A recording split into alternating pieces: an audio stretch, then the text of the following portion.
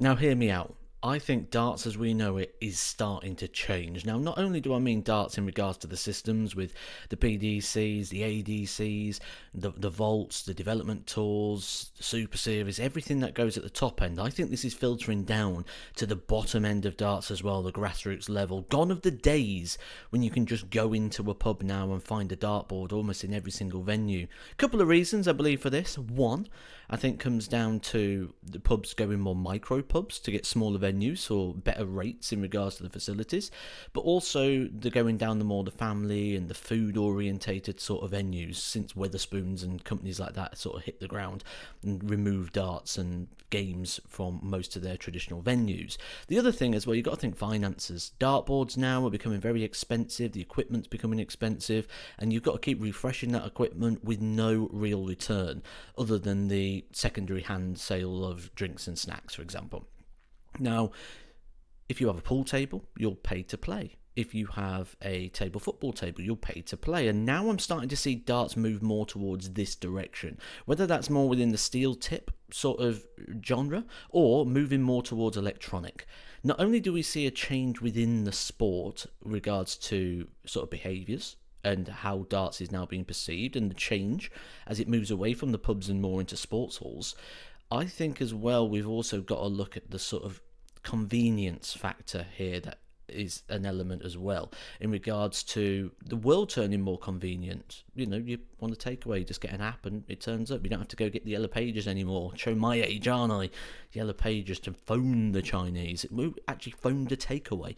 And I think that's also filtering across into the sport of darts. Now, myself and Andy Cornwall, we do have a YouTube channel, Mission Darts, and with that we go around the UK and we find the very best venues which still have dartboards or multiple dartboards, which seems to be more the way it's going now, multiple dartboards rather than one. And we have to get recommendations from people. When we first started this series, we was going around and would go to venues and they wouldn't even have dartboards in the pubs. We found this to be a real issue, and some of the distance we have to do to find a good venue nowadays for darts. So if you do want to know where there's real good dart venues are, and you want to see what's happening in the UK in regards to what is a very good venue here, go down to the description below. I'll pop that video in the description, the link as well for you, so you can go have a watch of Rate My Hockey. Go subscribe to that channel as well, because there's some really, really good content on there, practice drills and all sorts of different bits. But Rate My Hockey, definitely worth a watch. Go give that a look. This is what I see though.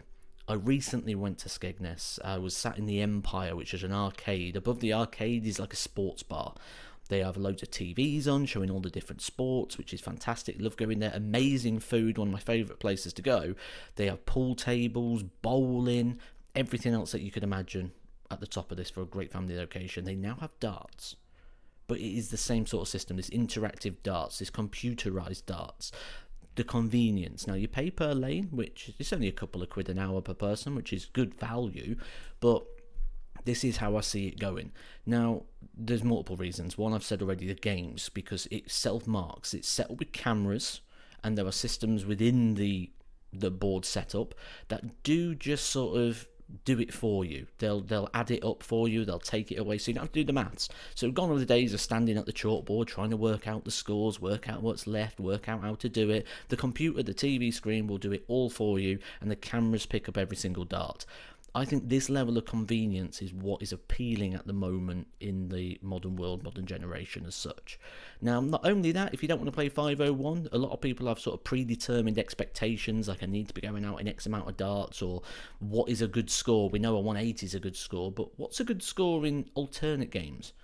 What's a good score in a game like Bingo? What's a good score in a game like Battleships or Boxing? You don't know. And that is appealing as well. I used to be a teacher, and one of the things we used to do is try and break those predetermined expectations. Like, if you have a game of football, people know what a good football player looks like. So, okay, let's break this down into different skills so people don't know what it looks like to be good at it. So actually, they're going to try harder. And that might be the case here with these games as well. Give you the opportunity to play various levels. I had to go at this with a complete novice, and we actually had quite fun playing it, and we had an interesting game. And I think these sort of games and interactions are more the direction of which it's going to go. Convenience, and as we've seen with the development of things like Flight Club as well, that actually it becomes quite a sociable aspect as well, recording the reactions. I think we're going more down bowling, pool in regards to paper lanes and technology coming now within grassroots. I'm going down the pub to have a game of darts. I think the days of I'm just going to go and have a throw with my mates and have a bit of a practice, fortunately, they're dwindling away, they're dwindling down. Let me know what it's like in your area. What do you think it's like? But this one, for me, is a prediction video. And I'm predicting in the next 3 to 5 years, it's going to be more interactive than it is going to be in regards to how we used to know it. Just take a look at the demographic. Look at the people that are playing the interactive games. It's not just the younger generation. I sat here for 5 hours, partly because I was watching the football as well, but I wanted to watch it and observe and see what happens. One male player playing with a group of ladies. Do you see a group of ladies playing darts down the dog and duck, or the duck on the swan, or the hole in the head, or wherever you go for your pint? Do you go in and see a group of ladies playing on the board, having fun playing the games? That's the difference. It becomes more, should we say, Instagrammable. It becomes more fun. It becomes more less about all the other predetermined. But only you're just playing a game. The same as bowling, the same as pool. Let me know what you think. 5 years? I think this is what we're going to see pretty much everywhere. Comment section for that, guys. Hit a like on the video. I'll catch you soon for some more Edgar TV.